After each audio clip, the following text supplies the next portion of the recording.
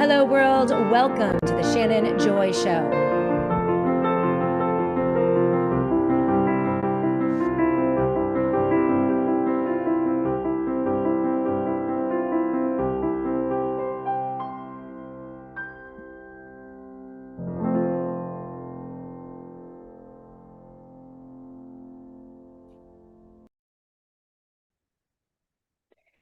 Hello, world, and welcome to the Shannon Joy Show. We're broadcasting live from the Joy Virtual Studio right here in the beautiful Finger Lakes region of New York State. It is so good to be with all of you today.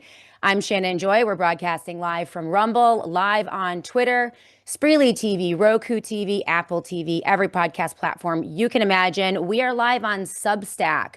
We are live on YouTube and Facebook and growing by leaps and bounds every single week. Great to be with all of you today.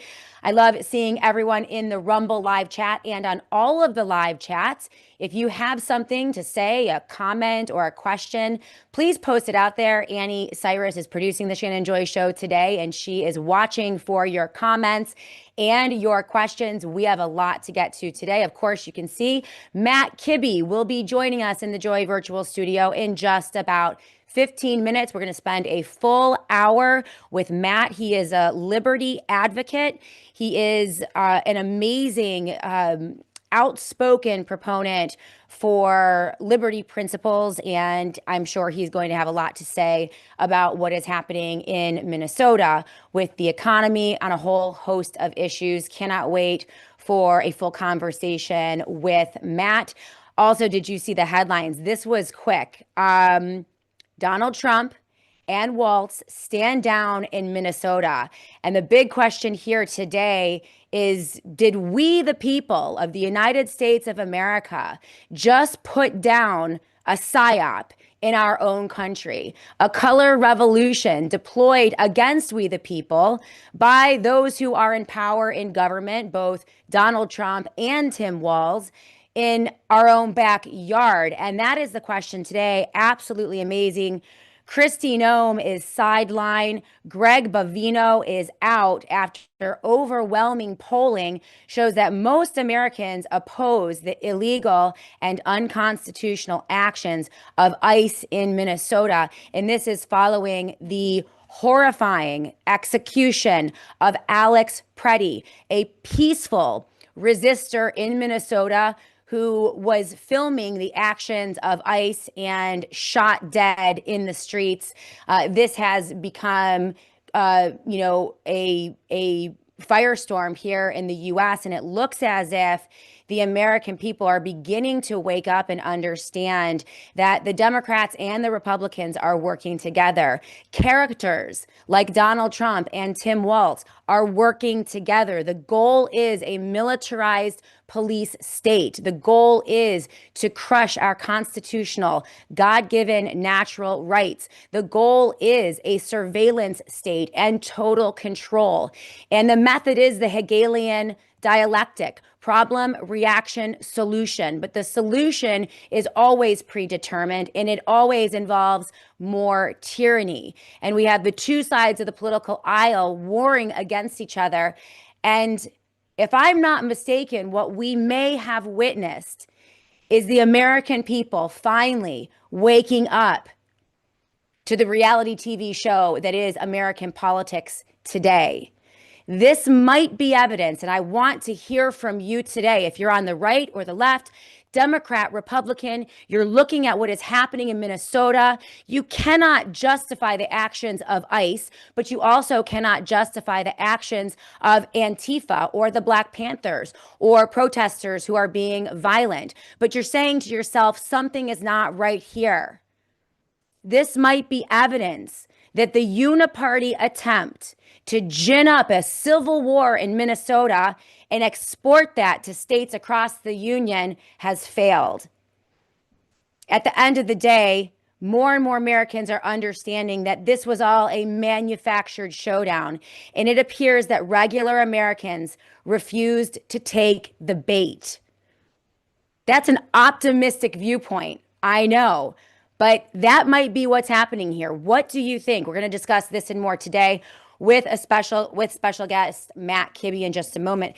This was the statement from Donald Trump just yesterday. Governor Tim Walz called me with the request to work together with respect to Minnesota.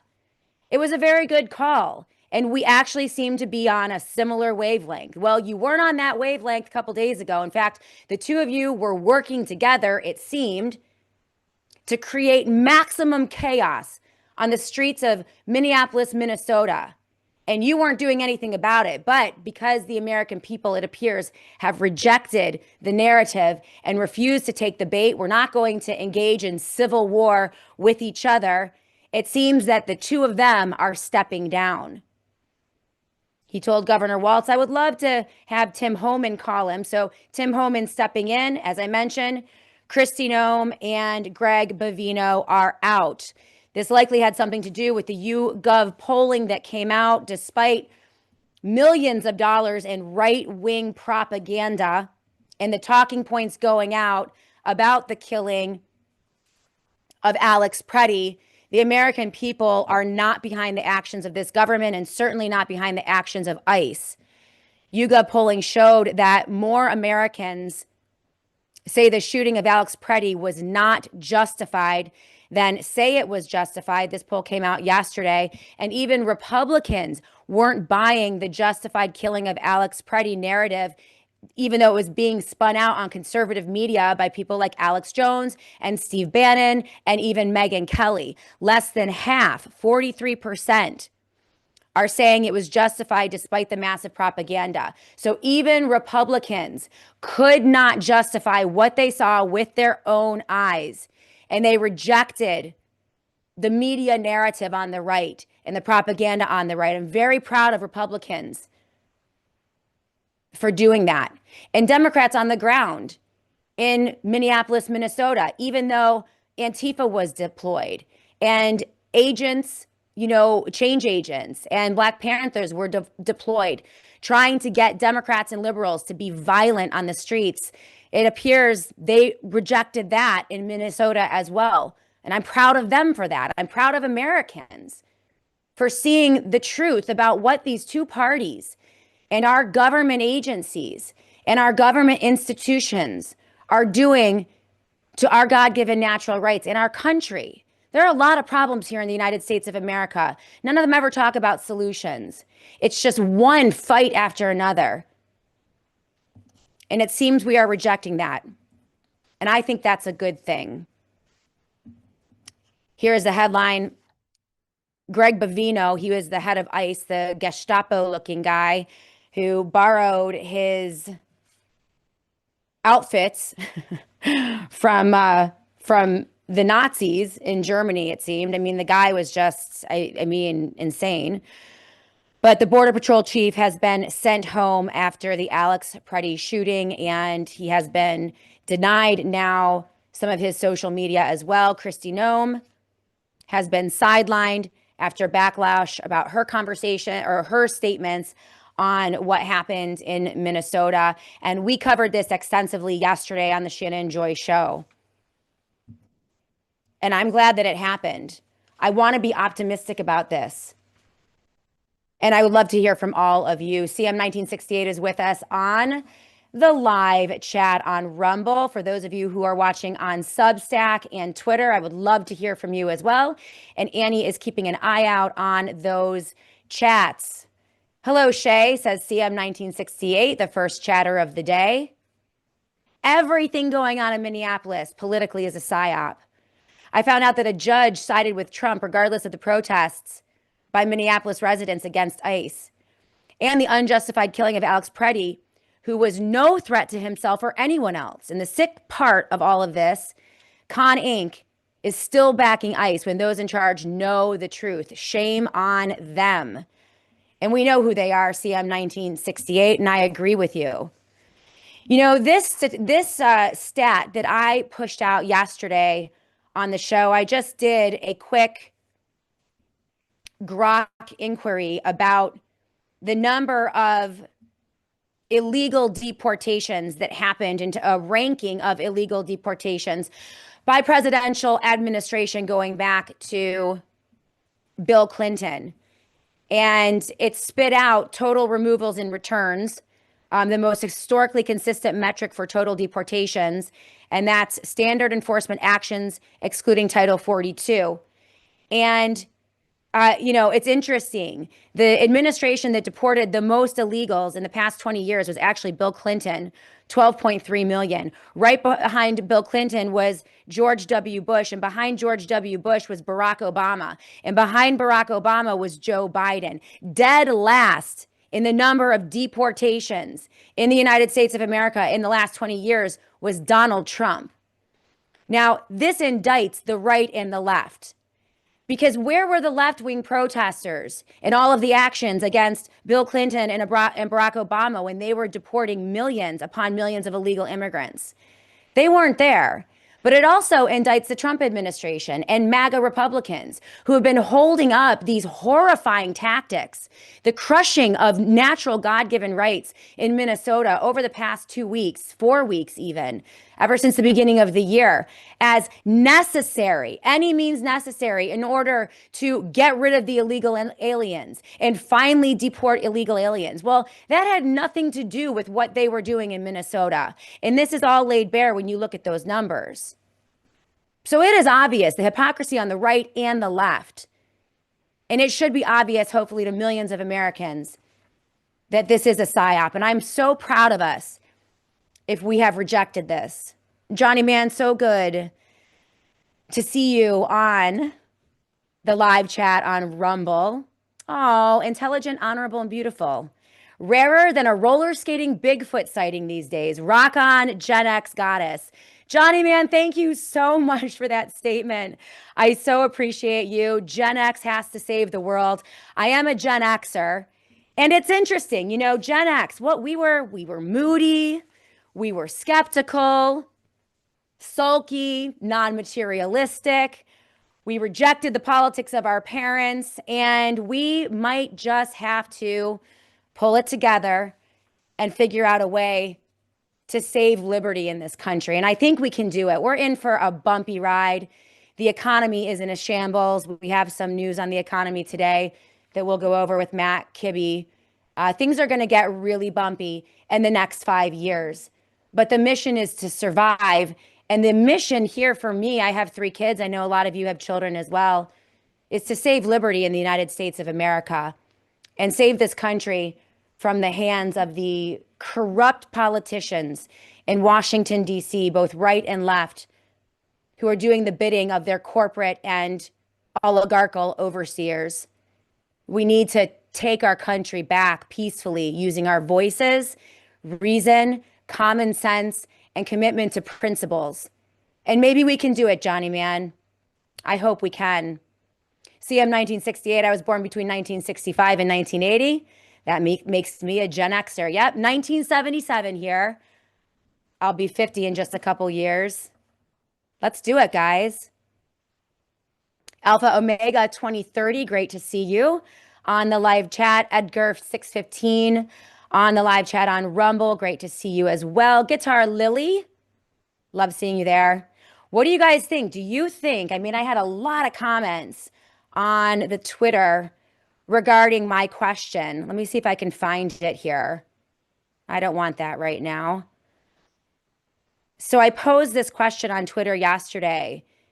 Do you think that these actions are a win for truth, liberty, and the culture against the two-party assault on our constitutional rights? This might be evidence, I posted on Twitter yesterday, that the UNIPARTY attempt to gin up a civil war in Minnesota has failed. At the end of the day, more and more Americans are understanding it was a manufactured showdown and enough people refused to take the bait. What are your thoughts here? And I had a lot of responses from people. Adam had this to say. Oh, so no, Kavita Mirth said this. Nope, not in my opinion. They're just having a mutual moment.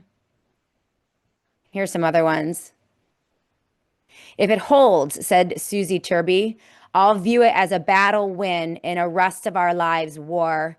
Every event, real or false flag, will be used from here on out to close in or close us in the digital prison. And we're keeping a sharp focus on that here on the Shannon Joy Show. Digital ID plus digital money surveilled by very few at the top, the technocrats and the tech fascists who have seized our government and our politicians. I think that's the ultimate end goal, and that's what we have to fight against. Susie goes on, it's a war of wills. The human side has momentum as the truth gets exposed and more while the tyrants are overplaying their hands. I think that's a great statement, Susie, and I agree with you. Some other comments here. RXT says, I think this Civil War operation will just be moved out of Minnesota and resurrected in California or Washington or any other large metropolitan area where they think ginning up a civil war will take hold. Well, they'll try that, RTX, but think of the resources and propaganda and optics that they had to expend in order to get this thing going in the first place. I mean, here we are on January 27th.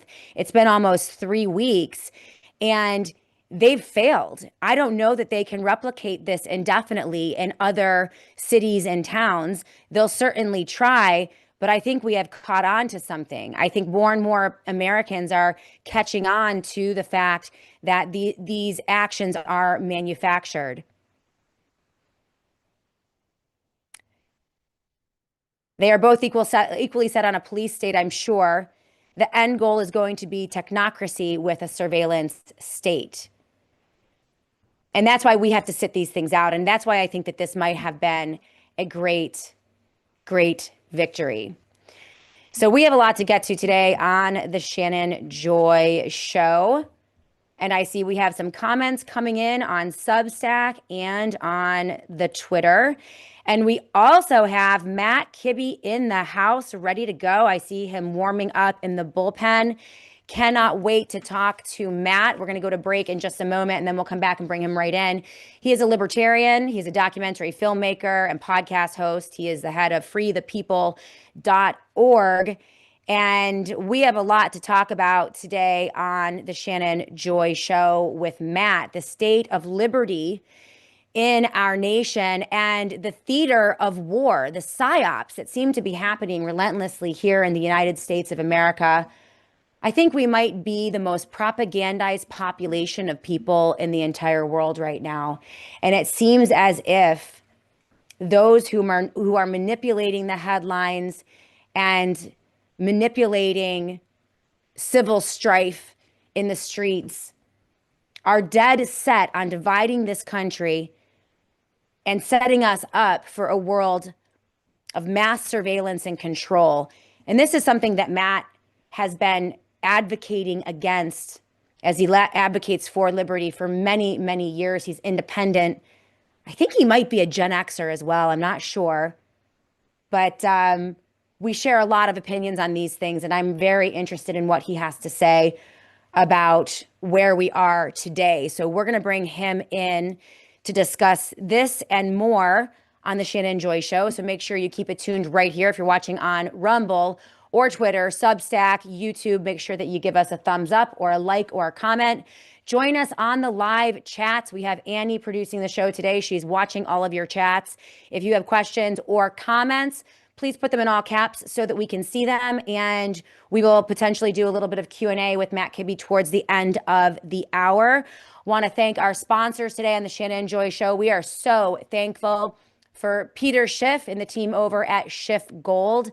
I could not ask for a better gold sponsor. Peter Schiff just featured on Tucker Carlson's show that dropped just a couple days ago. And I have to tell you, Peter Schiff, because he held fast to the truth about debt and deficit spending, about the fractional reserve system, about the dollar here in the US and gold and silver. Well, he was blackballed in conservative media and left-wing news media for the better part of 10 years. More and more people are saying Peter Schiff was right. And I'm glad to see that he's being platformed now on massive platforms like Tucker Carlson. Great interview from Peter Schiff. I pushed that out on my Twitter today, and we'll have Peter in in just a couple weeks again. He's a regular guest on the SJ show. And the Shannon Joy Show is the very first show that he has ever sponsored in the history of his company. And I couldn't pick a better gold partner. We are at just the beginning of some very serious economic turbulence, not here in the United States of America alone, but also across the globe. And this is now an opportunity for people to realize that a metal strategy is absolutely critical. So we're going to be talking about that and more in coming weeks, but please go to schiffgold.com/joy. That's schiffgold.com/joy. If you want to check out investing in gold and silver, they can set you up with an expert to talk about gold and silver backed IRAs. You can also buy physical gold and silver over at schiffgold.com/joy. Peter usually has some of the lowest two spot prices for physical gold and silver. And also you can take advantage of Peter Schiff and his team and their expertise in terms of investing as we move into very, very tumultuous times. The site is schiffgold.com/joy. That is schiffgold.com/joy. When we come back, we're going to bring in Matt Kibbe here on the Shannon Joy Show to discuss the recent stand down by both Donald Trump and Tim Walz in Minnesota. Did the American people reject the Psyop? And what do we need to do moving forward here in this country to secure liberty? Because that is the main goal, and things are going to get bumpy. So keep it tuned right here on the SJ Show. We'll be back in a moment to continue the discussion. I can't tell you how many Americans are now not trusting their food supply and our United States healthcare food system, because as you know, there are so many toxins that are being deployed through our food supply. And this is why so many Americans are now eating like their health depends on it. And that's because most disease does not start in your genes. It actually starts in your kitchen and in your gut. Our food supply has been hijacked. That's just the truth. From Roundup poison to mRNA animal injections, Big Ag and Big Pharma have strategically synced up to get people stuck on a subliminal medical loop. And the wellness company, they're no longer accepting a system where the health industry ignores food and the food industry ignores health. They have to work together. Meet Wellness Farms, a new way to fuel your body from a trusted brand who puts people before profits. So here we go. Hand-selected USA small farmed beef boxes, where the beef goes from a pasture to a butcher, flash frozen, and then right to your door. Think old school meets modernized convenience from the wellness company. It is the purest. So mRNA and vaccine free, grass-fed, grass-finished cattle raised on regenerative American farms, which is amazing. And these are family farms. And the animals are cared for in a way that restores the soil, protects ecosystems, and produces nutrient-dense meat how nature intended. Each box is unique, and it has unique cuts broken down by mineral and gut health focuses. No antibiotics, no hormones, just clean, honest, regeneratively raised food. We are thankful for, we do got the meats. We're so thankful for the wellness company and their support. Make sure that you always use the promo code MARY for any of your other purchases. But for today, make sure that you use Mary Farms to get $85 off your first beef box. I can't wait to try mine at 123.com/joy.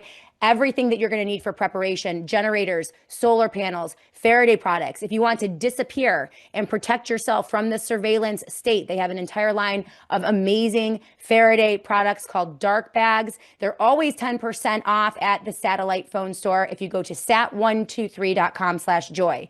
That is sat123.com/joy. The satellite phone store has supported the Shannon Joy Show for many years. They are amazing partners, and let's help the companies that help keep the lights on here at the Shannon Joy Show. So if you are in the market for any of their products or services, make sure you use that promo code JOY and go to sat123.com/joy. That's sat123.com/joy. Welcome back, everyone, to the Shannon Joy Show. Today, without further ado, I want to welcome yet again into the Joy Virtual Studio Matt Kibbe. He is a libertarian documentary filmmaker, he's a podcast host, and he runs freethepeople.org. I've been using your work for so many years, Matt. And I'm so glad that we met a little over a year ago at Brownstone Gala in Pittsburgh, PA. We had you in a couple months ago. And we just need voices. We need sane voices, people who are remaining committed to principle as we are facing just insane, hyperbolic, accelerated political turmoil that's spilling over into violence in places like Minneapolis, Minnesota. Um, on your website, freethepeople.org, you list your core principles, which I think it's important. I was taking a look, and I think because we've become so political in this country, we're forgetting these core principles. But you've held tight to don't hurt people, don't take people's stuff, keep your promises, take responsibility, work for it, mind your own business, and fight the power. And now, today, as everything has become so accelerated and crazy here in the US, I think those principles, articulating principles like that, is more important than ever. Welcome to the Shannon Joy Show. I'm really glad that you're here with us to talk about some of the issues of the day. Appreciate you. It's cool to be back. It's good to be with friends. Like it gets pretty lonely defending civil liberties when everybody is in a partisan space. Yeah. Yeah. Well, and that has been very strange over the past 2 weeks as we've seen the violence escalate in Minneapolis, Minnesota, and the actions of ICE and the relentless support of that by what used to be constitutional conservatives, pro Second Amendment, pro free speech people on the right defending the indefensible. From my perspective, I've lost a lot of friends in the past couple weeks, stepping out and calling out what to me looked like atrocities in Minneapolis, Minnesota. And I get it. We need borders and we need law and order, but things just seem to get out of control. What are your thoughts on the news of the past couple weeks and the recent back down? Trump and Walz now are kumbaya. They're working together. Everyone loves each other. And it just seems crazy. Your thoughts? So I've been predicting this, I think, even before Trump was elected, that if your goal is to defend the border and to somehow normalize it so that the only people that can get into this country are people that follow a legal process. They want to come here to work. They want to come here and follow the rules. As a libertarian, I want that to happen. And I know some conservatives don't even want that to happen, but Mm. the alternative is what you're doing right now. If you actually believe in mass deportation and you think that somehow there is a good non-authoritarian way to go door to door, tearing apart families, I think it's a dangerously naive goal. And you might, if you're really worried about illegal immigration, you might think something about the incentives that draw people here, that push them out of their countries. As I think one of the big issues that we don't really talk about is the way that the war on drugs has weaponized the most violent gangs in countries in Latin America, pushing people into this country who would much rather live where they were born. So there's a lot on immigration policy, but we're not really talking about immigration policy anymore. Now the question is, the Trump administration has weaponized this domestic security force, and we're calling it ICE now.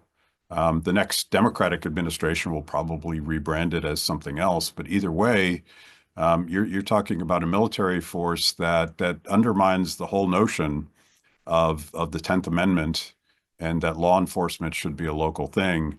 And it is a recipe for disaster. And as a civil libertarian, it's a recipe for everything that I hate. But even if you're just a partisan Republican apparatchik and you don't care anything about policy, I think it's a PR disaster for the Trump administration. And my sense is that the president sort of calling up Walz and de-escalating is not a realization that they were doing bad policy, but that they were losing the PR campaign by killing American citizens on American soil. I don't disagree, and I see this as a victory for regular American citizens who both on the left and the right who were looking at what was happening in Minneapolis, Minnesota, and realizing that the only outcome here from escalating, whether you're Antifa or ICE, is more surveillance, more totalitarianism, a greater presence by the police state in towns and villages across the country. And I think Americans are waking up to that, and they don't want that. And to your point, this came out from ProPublica just the other day. They did an in-depth report. They found that more than 170 US citizens have been held by immigration agents. They've been kicked, dragged, and detained for days. So it's becoming very clear that this is not about deportations. This is not about reining in illegal immigration or securing our borders. It is about creating the conditions so that they can establish and reestablish and expand the police surveillance state. And this is also evidenced by a search that I did yesterday, Matt, on the total number of deportations by administration over the past 20 years. And it's very clear. I mean, the number one deporter of illegal immigrants was Bill Clinton. The number five deporter of illegal immigrants is Donald Trump. Okay, so he came in dead last. So all of this seems to be a lie to me. Your thoughts on some of those numbers and the acceleration of the Psyop, the Hegelian dialectic problem, reaction, solution dance that the left and the right does on a regular basis, and the accelerated news cycle that's really destabilizing this country and moving us towards perhaps a more dystopian time. Your thoughts on that? Yeah, I mean, I'll repeat this and then we can dig into it. Mass deportation as a policy question, I think, is virtually impossible to achieve. And the level of government power and the violation of the entire Bill of Rights that you would have to actually do to achieve anything approximating that is our worst dystopian nightmare. And to your point about this data, Barack Obama was much more effective at deporting people than the Trump administration has been. And I'm afraid that both the Trump people and probably the Democratic leaders, starting with Tim Walz, they enjoy this fight Mm. because it is theater, and it looks, for the people that President Trump wants to convince that he actually means it when he says mass deportation. It's good to have a fight. Like, why are we in Minneapolis? Why are we in Minnesota? Why not go to red states where governors would cooperate with you and perhaps actually specifically target people that are breaking the law? Like if we're going after gang members, even a hardcore libertarian like me is all for that. Sure. But I think everybody wants a fight except for the American people. And to your other point, like we're winning this fight at the moment because enough Americans are paying attention and enough Americans are saying, no, this is not American. Um, and and I keep adding other amendments to the Bill of Rights, and I'm afraid at some point. So we just added the Fifth Amendment, and maybe we have to add the Third Amendment at some point if they get super crazy, which has been up until this point irrelevant to American freedom. Yeah, I saw this tweet from you. If we could get both sides to defend the First, Second, and Fourth Amendments all the time, not just when the other guy violates them, we might just save America from our own government, from the government. That was a tweet that you put out. Um, we really, it's quite breathtaking to watch the pendulum swing back and forth from administration to administration. And it's also interesting that, the first month of the Biden administration, we saw the March on the Capitol, J6, and a very violent suppression of free speech. We saw Capitol Police act in insane ways, and then throughout the Biden presidency, we saw the detention of J6 prisoners in DC Gitmo. We saw the use of surveillance, Palantir technology to surveil the entire crowd on J6 and then go harass grandmothers in their hometowns about what they were doing on that day. I mean, it was an absolute escalation of tyrannical control that was rooted in those actions on J6. Is it weird to you that the first month of the Trump administration, we have what appears to my eye to be a manufactured event? I agree. It appears that Walz and Trump love this fight. This appeals to their bases, I guess. But how extensive do you think? I mean, I tend to think that the D's and the R's work together.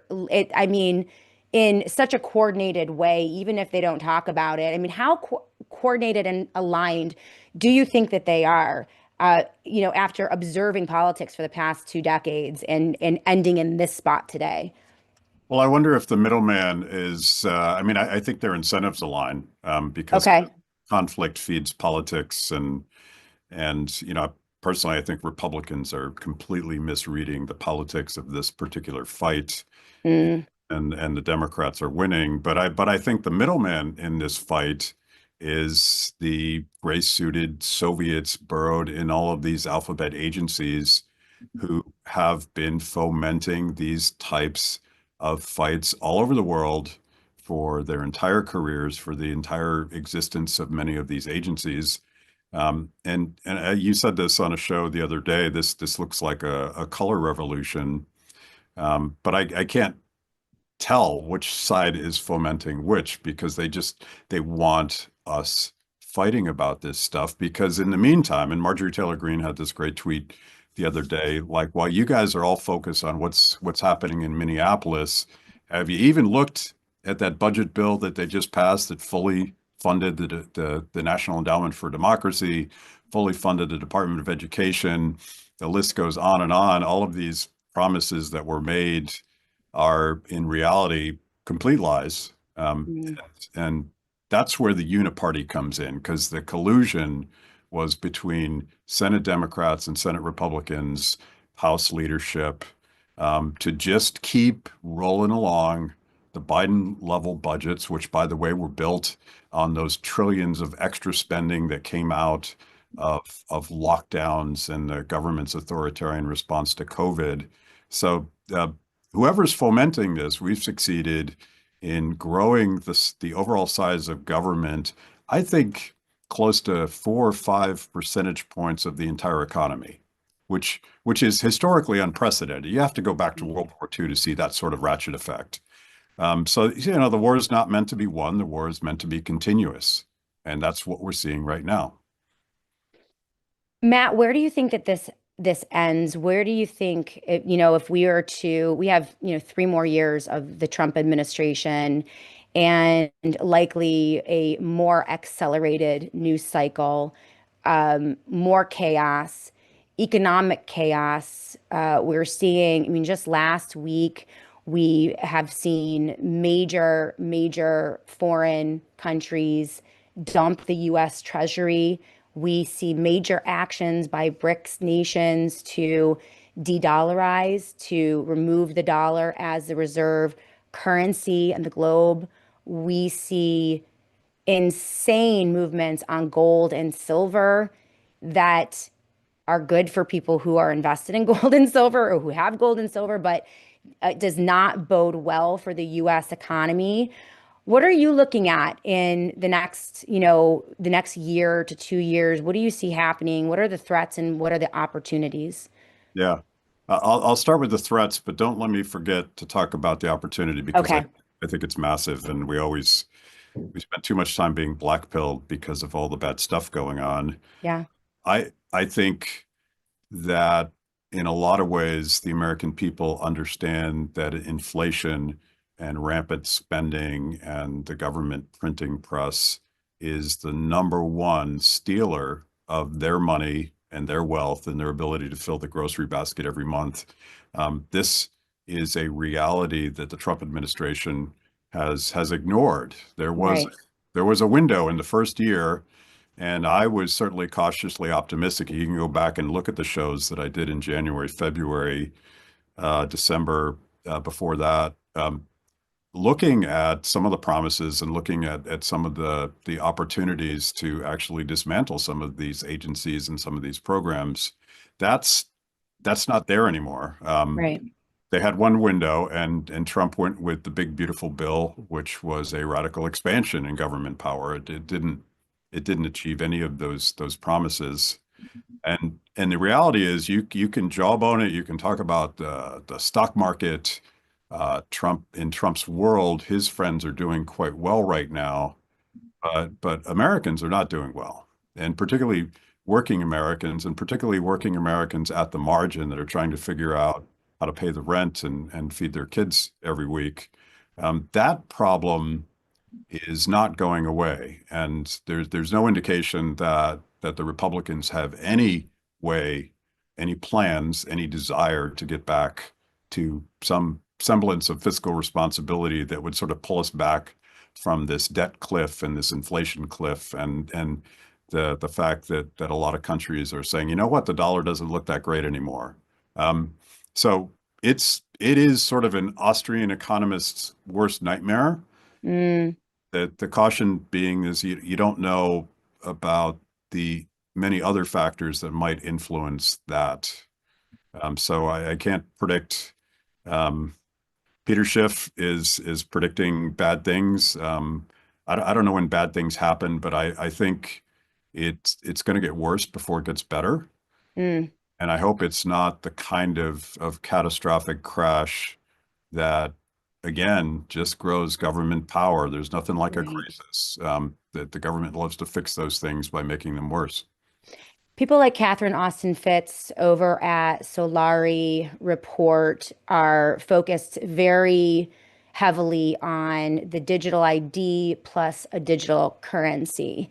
And you could see Matt in a situation, and let's go back for a moment. The thing that is different, I've been reporting, the Joy Show was launched like 12 years ago. I've been following politics very closely for over 20 years. And we have these conversations all the time, right? Republicans don't have the will to cut the spending. We've been talking about the Federal Reserve. We've been talking about inflation. We've been talking about the money printing machine and fractional reserve banking and all of the problems, which have led to mass corruption at the political level in Washington, D.C. I mean, these people are getting filthy rich and they're just colluding in broad daylight, Trump included. I mean, the examples of pump and dump scams and using the bully pulpit and the office of the presidency to line their own pockets and invest. I mean, it's just insane. It's gotten to like a criminal level. But this is the first time I've ever seen what appears to me to be a will, whether you like them or not, a will globally from other countries to emancipate from the US dollar, and this organization that they have. I mean, they're definitely organized and you can see the will to do that. And that's the first time. I mean, we've had collapses, we've had market collapses, we've had bailout after bailout, we've had injections, into the economy, stimulus injections. We've had this over and over. And it always seems to like hold things up, right? But if we are no longer the dollar, the reserve currency, Sean Ryan just had a world banker on the other day who said, I mean, if the U.S. dollar is not the reserve currency, it's over. It's over. We could descend into third world country status if that happens. Your thoughts? Well, that might explain the weirdness coming out of the Trump administration on foreign policy questions over the last month. It's Right. probably 2 months now, because they seem to be behaving like a late stage empire. Mm, And someone somewhere has perhaps convinced the president that things like he did in Venezuela, somehow getting control of Greenland, and the list is now too long to know how many countries we want to invade and regime change and I guess colonize. I don't know what we're doing, but So uh, strange. that's that's what an empire that has spent way too much money, particularly on regime change wars, and has destroyed its currency and has so much debt on the books that we're starting to look like Portugal or Right. Spain or something like that. That would be the alternative, sort of the war state. And Tucker Carlson did this very disconcerting show, I think the day after the Maduro extraction in Venezuela, explaining what empire looks like. And honestly, it looks a lot like what's happening on the streets of Minneapolis. Right. So we gotta be aware of how big this fight is. And let me maybe you want to comment on that, but I want to get to the opportunity part. I absolutely want to get to the opportunity part because that's why I do the show every day. People accuse me of being a black pillar. I think I just have eyeballs and ears and I can see what's going on. And I'm a rip the band-aid off kind of gal. Like when I see this happening, it's like let's not delay the pain here. Let's acknowledge what's going on. Because I do believe that the United States of America can be prosperous and we can have freedom and we can have liberty. We have amazing infrastructure. We have resources. We have people. We have all these things. It seems to me that we've been held hostage, that we've been in this bizarre psyop for the past 20 years, maybe 60 years. I don't know when we lost control of our own government and it became so corrupt, but we just need to regain that. So I definitely want to spend the second half of the show talking to you about the opportunities. And let's do that when we come back because we do have to take a quick break before we come back and finish out the show. We have Matt Kibbe here on till 1:30 p.m. Eastern time. I'm keeping an eye on your comments and your questions. So if you have a comment or question, please keep it pithy and pop it up into the live chat. And we will take a look at those and see if we can ask some questions of Matt because, you know, I think step number one is acknowledge, like we're going, it's like the stages of grief, right? I mean, and you got to kind of acknowledge where we are as a country before we can begin to do the things that need to be done to save this country. Because I have kids, I think you have kids. I mean, they need liberty. That's why I do it every day. And so we're going to go in that direction. We come back with the great Matt Kibbe. Make sure that you support him over at freethepeople.org. That's his organization. Great documentaries over there. You can find his podcasts and original articles. You can also follow him on the Twitter at mkibbe. And make sure that you download his weekly podcast. He has a weekly podcast, Kibbe on Liberty. And I have a feeling that you're going to be an important voice moving forward, Matt, in the next couple of years as we try to wrestle down this Leviathan, whatever it is that is attacking our God-given natural rights here in this country and our Constitution. I think we need to figure out how to fight back and win. So we'll be back in a moment to continue this discussion right here on the Shannon Joy Show. I am so proud to be working with Peter Schiff and Schiff Gold in 2026. There is no one that I would trust more to send this audience to in terms of a metals strategy, whether it's your gold and silver physically that you purchase and keep in your home or in a safety deposit box, gold and silver in an IRA, which you can do through Schiff Gold, or even investing in gold mining stocks, which Peter Schiff and his team can also help you with.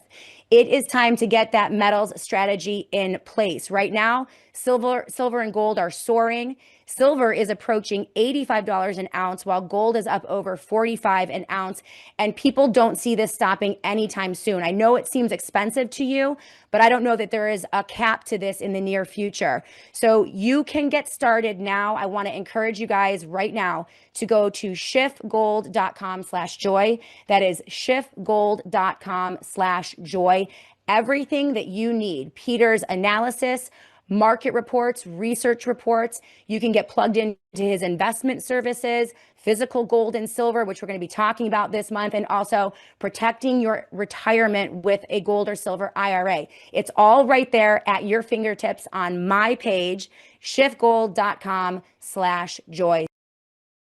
Hey everyone, I just wanted to take a moment to thank one of my longtime friends, associates, my financial advisor, and a beloved sponsor of the Shannon Joy Show, Don Polano over at PCM and Associates. Don Polano, as many of you know, was the very first Shannon Joy Show advertiser almost 12 years ago, and he's been with us ever since. I trust Don Polano. He manages some of my assets and my retirement fund, and he's offering his services to all of you. He can take clients anywhere in the country and even across the globe over at PCM and Associates. And as you guys know, it is so important today. There's so much volatility and chaos. You need a human being, a person that you trust, and a person that shares your values. And that's Don Polano at PCM and Associates. So if you are looking for someone to help you manage your retirement or have investment advice, please consider calling Don Polano over at PCM and Associates. His number, 1-800-536-1368. That's 1-800-536-1368. And of course, you can go to pcmpolano.com. That is pcmpolano.com to learn about all of his services and get in contact with his team. Again, so thankful for Don Polano at PCM and Associates. And I think that you are really going to appreciate his services. So that number again, 1-800-536-1368 for a financial advisor that you can trust.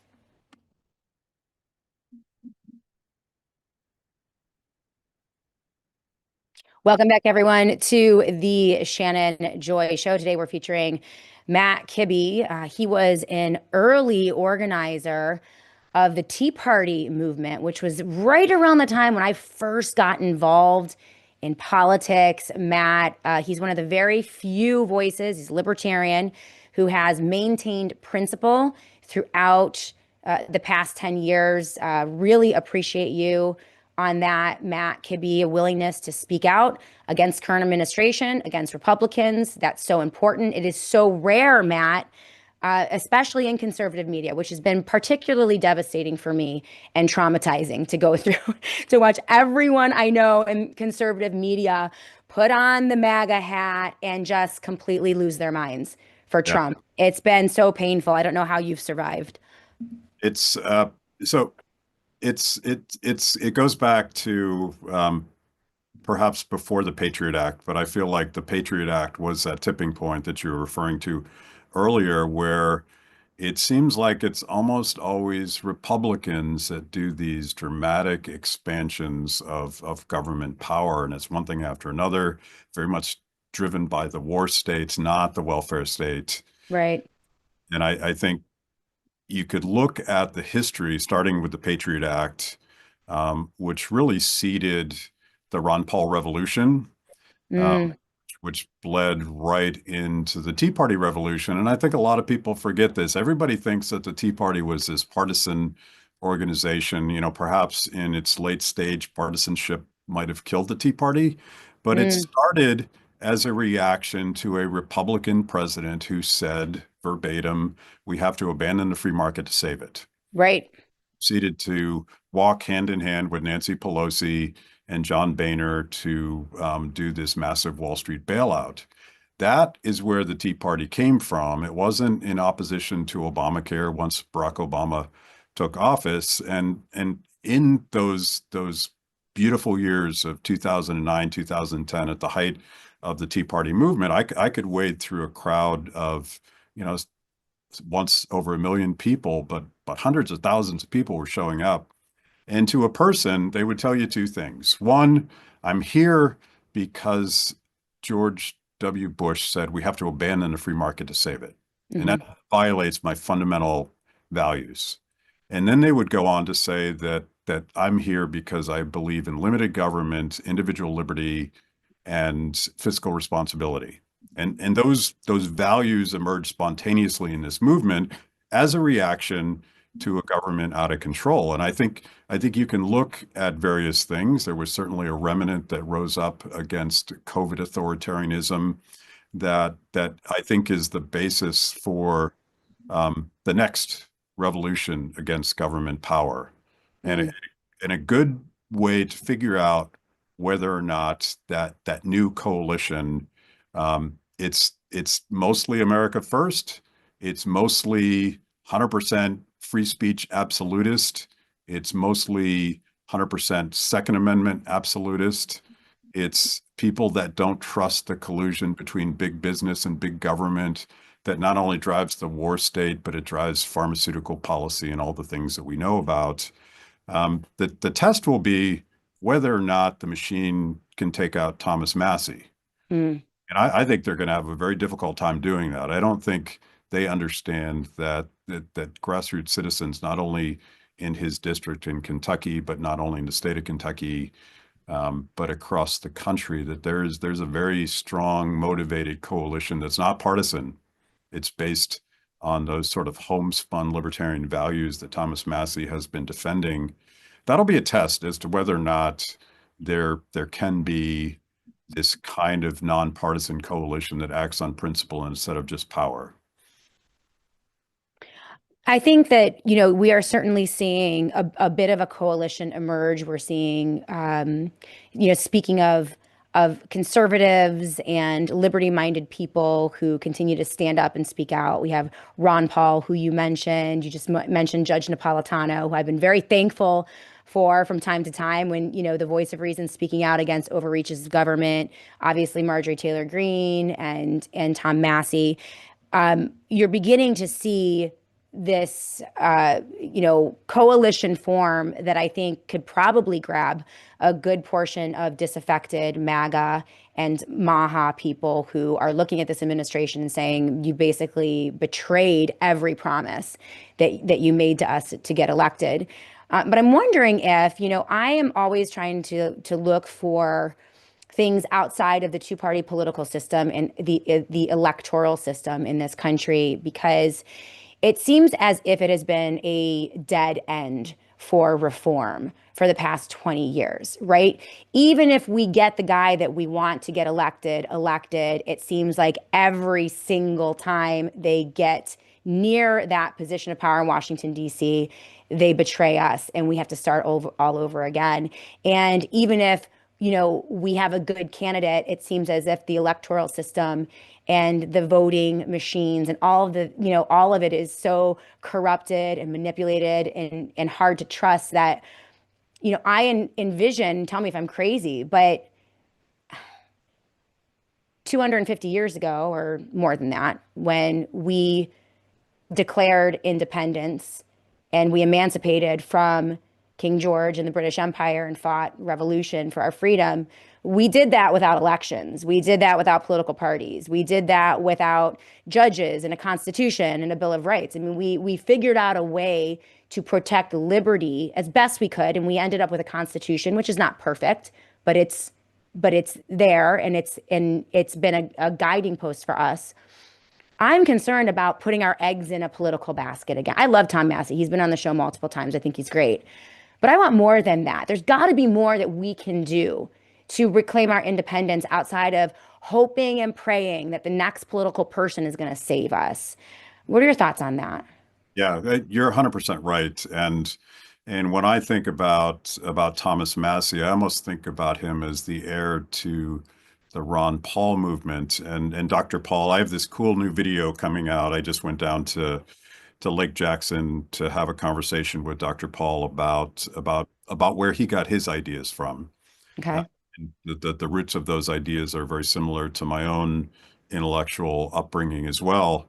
But Ron Paul was never really a politician in the conventional sense. He was someone that used politics as a cultural soapbox to start a movement. And politics is that thing that people pay attention to every 2 or 4 years. But Right.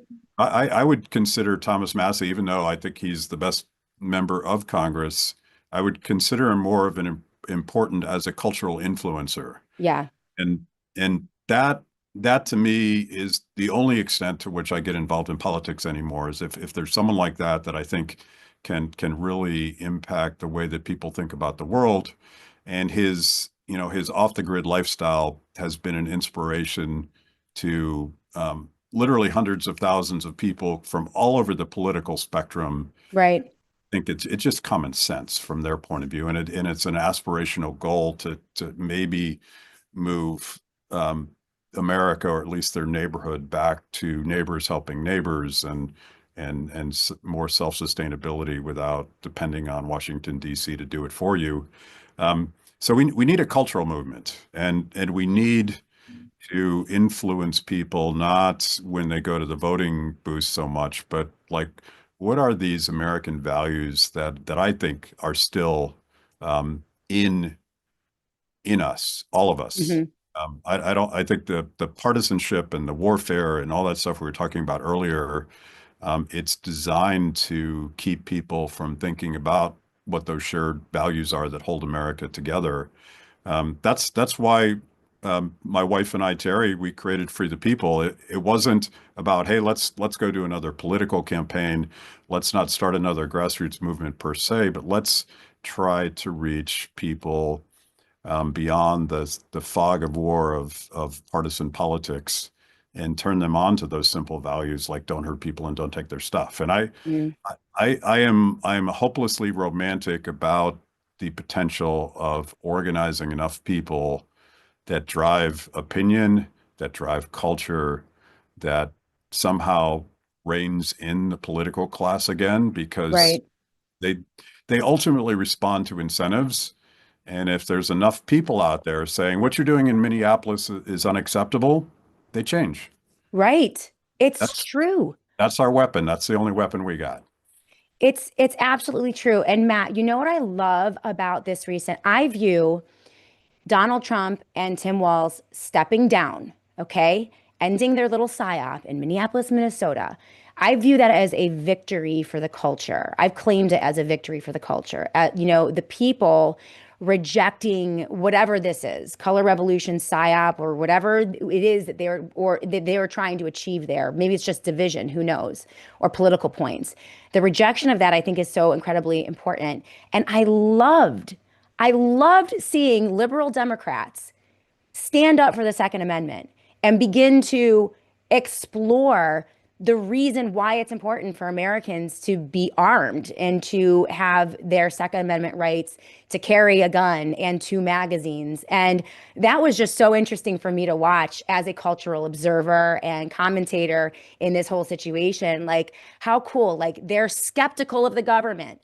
They're skeptical of the police state, all the things that we've been saying about surveillance and AI and privacy, right? No one talks about privacy, but now a larger group of Americans and even some of our neighbors on the left are looking at these things and beginning to understand. I mean, that's my optimist, my little Pollyanna in all of this, that we can, this culture, and I agree with you that it's a cultural battle that will then rein in politicians so that they can't get away with the stuff that they've been getting away with for the past 10 years, the past 20 years. One example of this that I'm particularly proud of is the very first documentary that Free the People made, I think in 2018, something like that. I convinced Thomas Massey to let us come onto his farm and tell a story about that lifestyle, about that off the grid Wow. lifestyle. And to this day, it is still the most popular thing we've ever done. We've put no money behind it. It's all organic. And it has, in his own words, it has inoculated the congressman from his enemies within the Republican Party. And it used to be Wow. the country club Republicans, and now it's kind of the neocons, but they've airdropped in. They're not from Kentucky. They're from outside of Kentucky trying to take him out. Wow. And to the point, and I couldn't figure it out at the time because it was so strange, but I think just a couple years ago, and you can find this, a New York Times profile piece of Thomas Massey, which he rationally declined to be interviewed for because he just assumed that they were going to write a hit piece on him. It is the most positive, I think, three full page profile of the congressman. And I think it's positive in a lot of ways because they drew almost the entire article from the documentary that we made about Thomas Massey. Wow. It's not about a congressman. It's about a set of values and lifestyle choices that he made with his family. Um, that to me is what we mean specifically when we talk about changing the culture, because they went and looked at the YouTube comments, and there's one in particular I love. It was a lesbian truck driver who always identified as a progressive Democrat, who Right. reconsidered her entire way of thinking about the world after watching this documentary about Thomas Massey. And the way we made the documentary, you don't really know who this guy is until the end. He starts eventually talking about Congress, but it's designed to break through the partisan fog.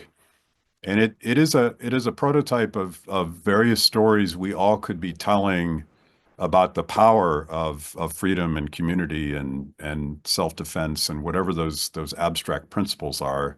If you can tell the story in a compelling way, I think a lot of Americans are like, well, obviously, uh, Mm, obviously we don't hurt people or take their stuff. right. That's the American way of doing things. Well, and it's interesting because when I came up against politics and I involved myself in politics right around the Tea Party time, you eventually hit a brick wall. You eventually you and the conversation that I would have or people would have with me was, well, when I talked about things like being honest and telling the truth and liberty and sticking to your promises and honoring the Constitution, I would, get patted on the head and called Pollyanna, right? Like, oh, Shannon, you don't know how it's done. You don't know how you don't want to know how the sausage is made in Washington D.C.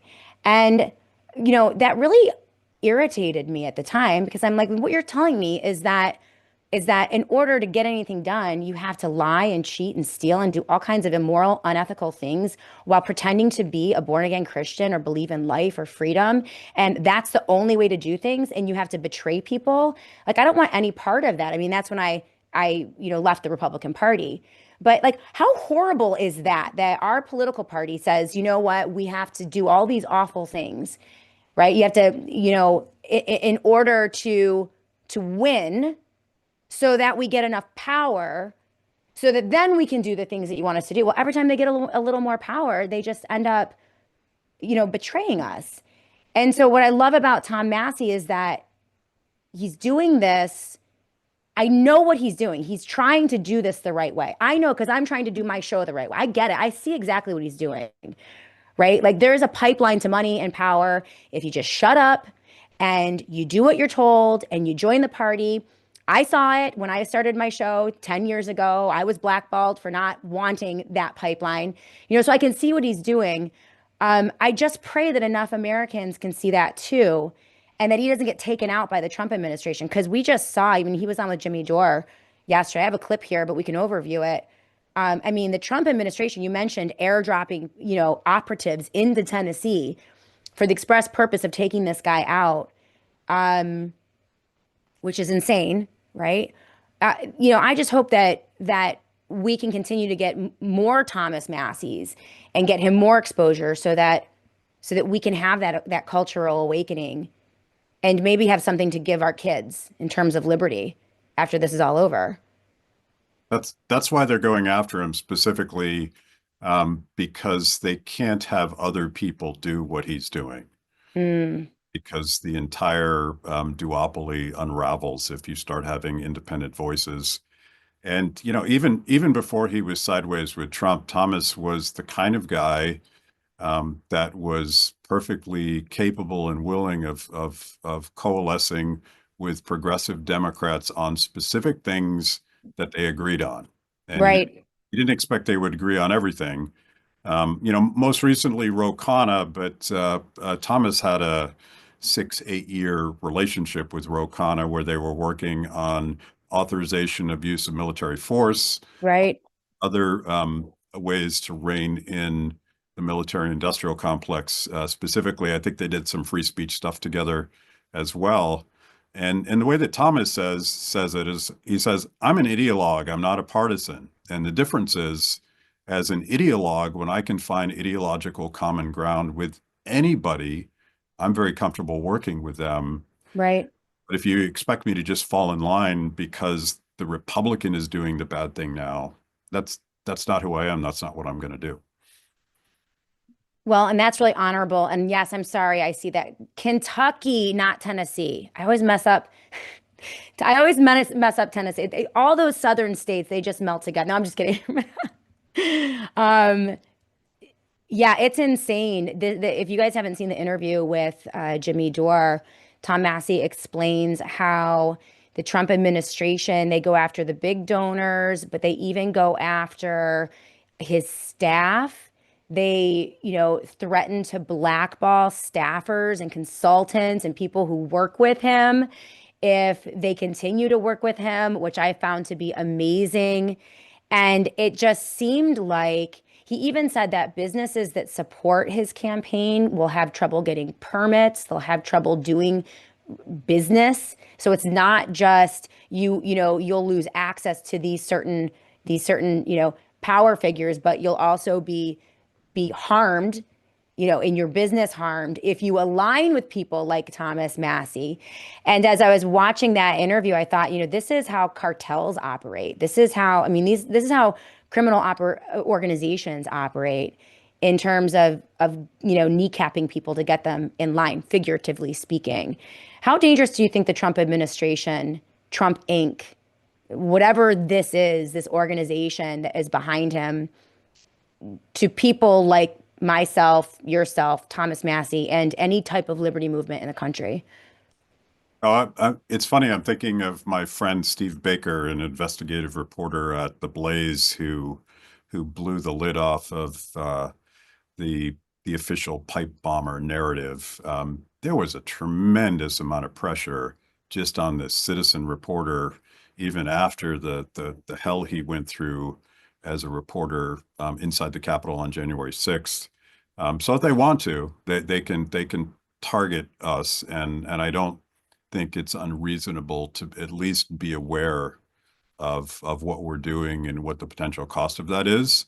But there's also strength in numbers. The entire basis of the grassroots power that the Tea Party had and how it eventually lost it wasn't a top-down organization. It wasn't the case that you could figure out who is in charge and just buy that guy or compromise that guy or take that guy out. Uh, Right.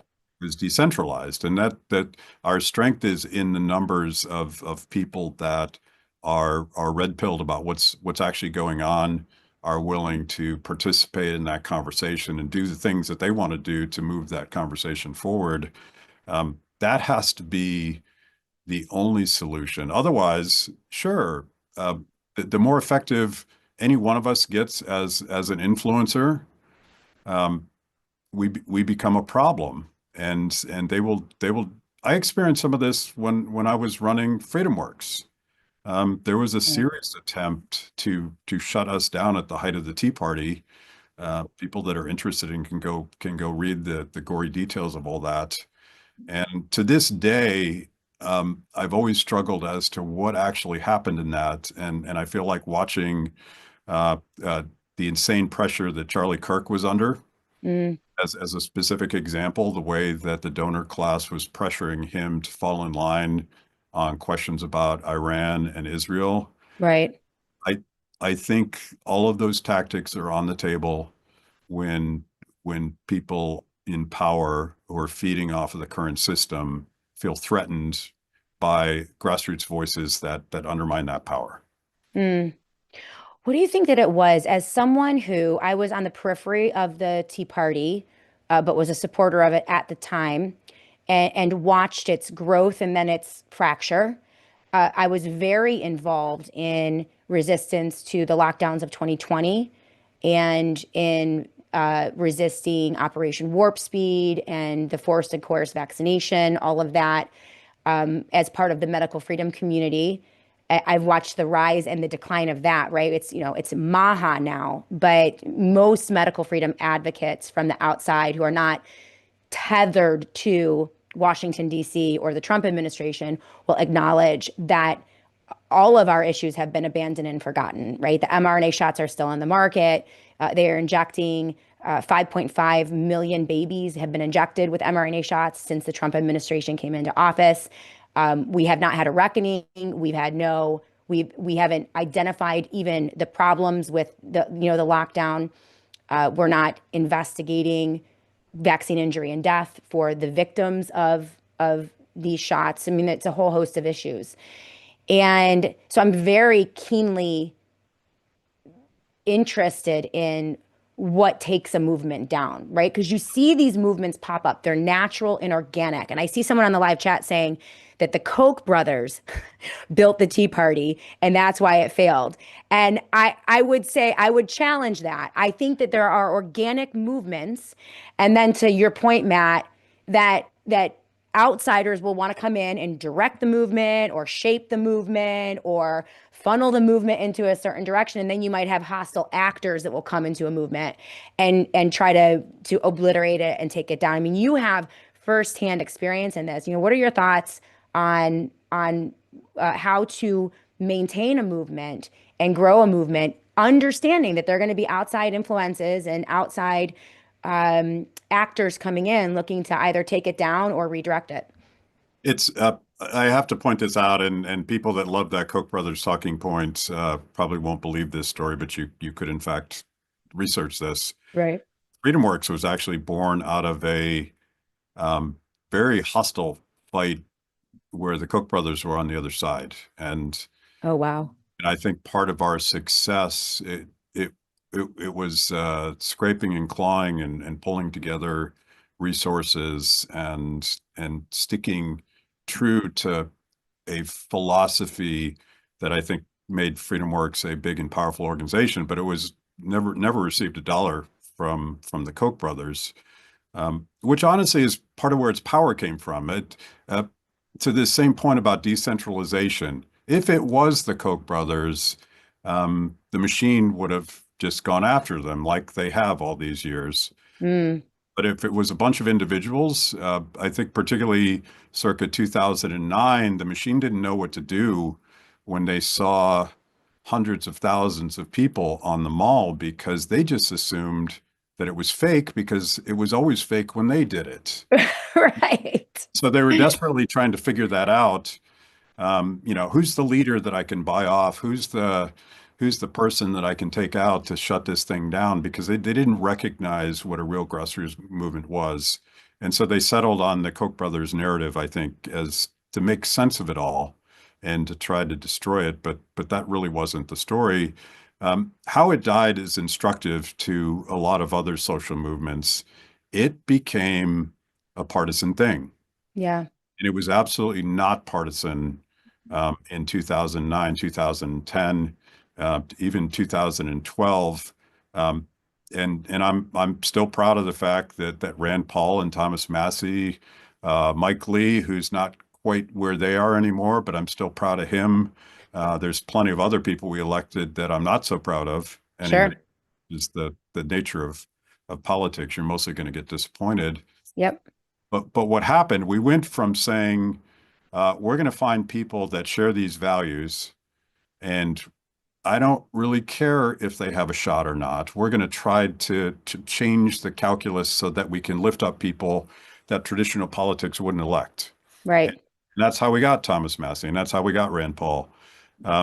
It became tremendous pressure, and I would say from the donor class, because at this point we were a $40 million organization, which was insane, given that we started as a $2 billion organization in 2003. A lot of grinding work went into that. But there was so much pressure on the Tea Party movement, not just FreedomWorks, to embrace the entire slate of Republican candidates, because it went from let's elect Mm, another Rand Paul to we have to take the Senate and we have to take the right. presidency. Right. And you remember in 2012, particularly, the top of the ticket was Mitt Romney. So Try, bad. try driving a social movement based on libertarian principles Right. and saying, now let's go vote for Mitt Romney, and we famously refused to endorse him. But that the problem with politics is you get stuck with whoever's at the top of the ticket. And I think it's very difficult for most people to discern the difference between fighting for someone that's worth fighting for and just fighting for the lesser of two evils. And that's the Republican rallying cry. We're the lesser of two evils. Um, Mm. so you Well, got to, yeah, go ahead. if you're going to do politics, you need to have like the thickest skin possible where you can say no when someone makes you an offer you can't refuse. And it's very hard for people to do. Yeah. Well, this is why I think that decentralization, localization, devolving power from Washington, D.C. down to the local and state level and ultimately the individual level is really the most important as a, from my perspective. I don't want to talk about Washington, D.C. anymore. I don't want to talk about these decrepit cretins who are crawling around in D.C. and making everything terrible. I want people to feel emancipated. They want to understand their own power, to value their privacy and their liberty and their freedom and free markets, getting involved at the local level, municipality, school board, zoning boards, you name it, like just infiltrating every corner of this country um, in the pursuit of liberty, right? If we did that and just kind of shed our two-party thing, I think that the country would look different. And, that's why I love having you on because I think that you just understand that you have experience in politics. You've done it all. But that's why I also think you're going to be a really important voice moving forward. And I really appreciate you. We're running out of time. But I want to give you kind of the last couple minutes just to tell the audience, what do you think they should do? I have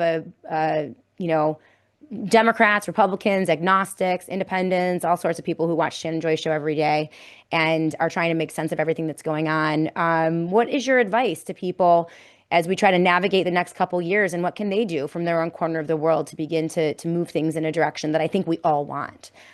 Yeah, and we're talking a lot about a lot of the elements that made the second Trump reelection coalition more interesting. Maha, Yeah. the libertarians, anti-war people, all that stuff. That coalition is out there, and it's really frustrated right now. And Yes. it's the kind of coalition that could include both Jimmy Dore and Thomas Massie. So my call to action, if people are open to it, is think think radically differently and think about coalition partners that you might have considered your mortal enemy 5 years ago. And I think there's the potential to build what I would call a libertarian populist movement that is going to push against the cronyism that RFK Jr. loves to talk about. It's going to push against people on the left and the right that tell you that you don't have the right to say certain things in the public square. Right.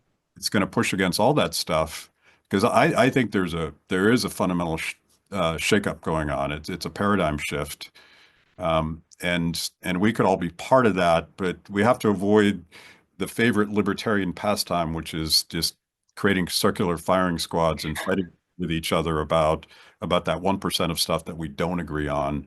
Oh, Uh, yeah. as a grassroots organizer of the Tea Party movement, I knew that my job was to try to stay in that common ground instead of going to that last three or four things that we were going to argue about, because that's Right. movements are going to be diverse. It's just the way it is. So people should join the revolution by being so radical as to working with people that they might disagree with on something. Right. Well, and I think tethering yourself to principle, not labels or parties or, and that's one of the things that I guess stupidly I did from the very beginning with my show. I'm like, these are the principles. And that's why I love your statement on your website about the principles that you guys, organize your business and your website and your organization around, like starting there with principles and then aligning with people who align with your positions. And then when people don't align with your positions, just kind of moving away. Like there are a lot of people right now that I organized with. I've like lost every friend I've ever had, Matt Kibbe, in any movement I've ever been involved with. Like they don't like me anymore. And I'm like, well, I still like you and I'm gonna like you again one day because one day just because I don't like Trump, one day I know that we share values and you're going to come back around, and we're going to work together again. And that's something that I've committed to doing is, not burning the bridges, trying to allow people the room to align or disalign, but with the ultimate goal of just focusing on those core principles. And for me, they're very similar to yours. For me, it's Judeo-Christian. It's the Constitution, basic elements of freedom and liberty and privacy and faith. And there's just so much overlap there. So, congratulations to you, Matt. Again, I've been such a huge fan of yours for so many years. And so it's exciting for me to have you in on the show occasionally. And I really, really value your voice, your spirit, the coalition that you're building, and that you continue to build even when you're not necessarily politically aligned with the power people in Washington. So just kudos to you. I'm really glad that we finally connected at that Brownstone event because Yeah. I hadn't known about you, despite your massive audience, and I really look forward to all sorts of trouble we can cause together. Oh, that would be fun. That would be fun, Matt Kibbe. And yeah, let's go. We got a lot of work to do in 26, right? And beyond. Yep. All right. Thank you guys so much. Thank you, Matt. Make sure you guys are supporting Matt Kibbe and all of his work over at freethepeople.org. Also follow him on Twitter. His handle is @mkibbe. They're doing amazing work over there. Phenomenal documentaries. And some of the reporting, the original reporting is just excellent. And I love them because they are outside of the two-party political paradigm. That to me, that is, at least for right now, a litmus test. I want to find people, voices who are willing to critique their own political party, their own political leaders, and step out of that two-party paradigm, because I think it's destroying the culture and the fabric of our country. So thank you to Matt Kibbe. Again, follow him on the twit @mkibbe. And support them, freethepeople.org. Thank you guys so much for being with us today. We will be back tomorrow to do it all again right here on the Shannon Joy Show. Dr. Joe Sansone, not tomorrow, but next week, we're going to have him into the Joy Virtual Studio for another interview about the state of medical freedom in the United States of America and his actions down in Florida. We're also going to welcome David Knight on the Shannon Joy Show on Thursday this week. Another guy who is independent, willing to challenge the political powers and even people on his own side of the aisle. And I can't wait to talk to David Knight. Really great conversation with Matt. Look forward to working with him in the future. So you guys are phenomenal. Thank you so much for being with us today. We'll be back tomorrow to do it all again right here on the Shannon Joy Show.